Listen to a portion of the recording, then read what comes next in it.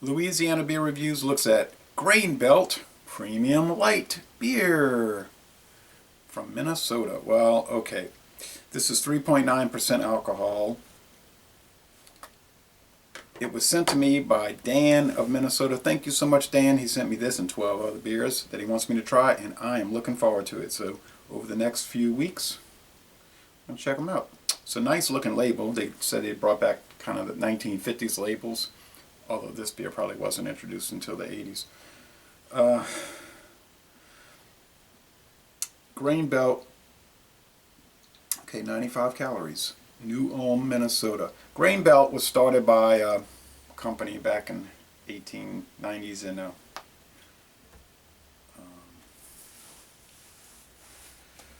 they hit hard times like a lot of regional companies did in the 1950s, and they stumbled along, and they were in some smoke here. They got bought out by G. Heilemann, and they didn't do much to promote Grain Belt, and it just kept dying out. And eventually, some new people started a company called Minnesota Brewing in the 90s, and I had bought some beer from them, like Simpatico and Pig's Eye, I think it was called, and I have a few of those old ones. I have one over there, yeah. But that company didn't do too well. They went out of business. Yeah, this one. I think Landmark was from Minnesota. Yeah, Landmark. And they went out of business in 2001, and then August Shell bought the Grain Belt brand rights, the rights to the brand. So it's back in Minnesota. Very light, 3.9% alcohol.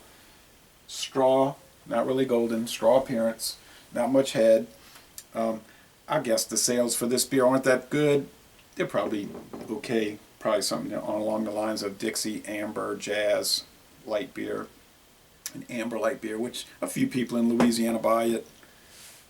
Not particularly popular.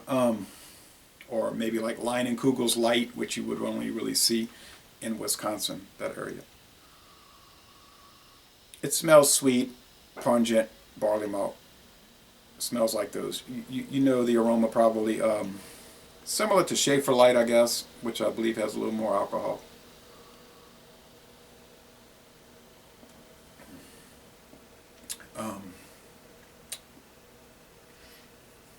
Sweet.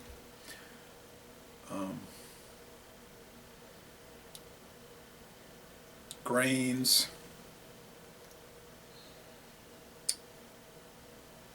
I should have got that light brighter up there. I can set it to where it'll be brighter. I guess the lighting's okay.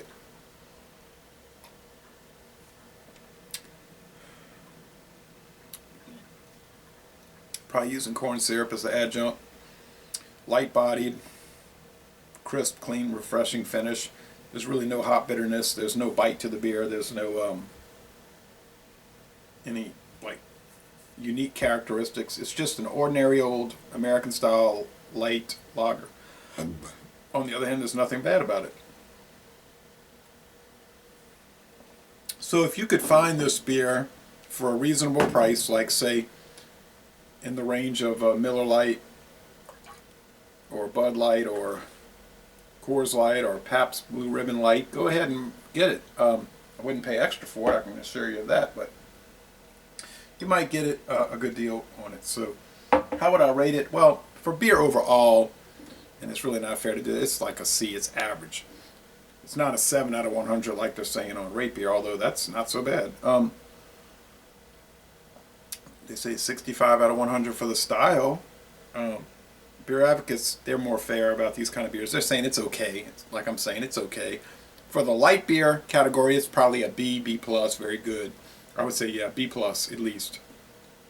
And you could argue excellent, A-, probably.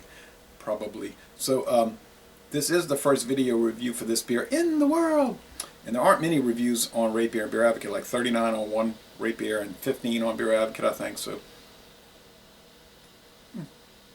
it's pretty enjoyable. So that's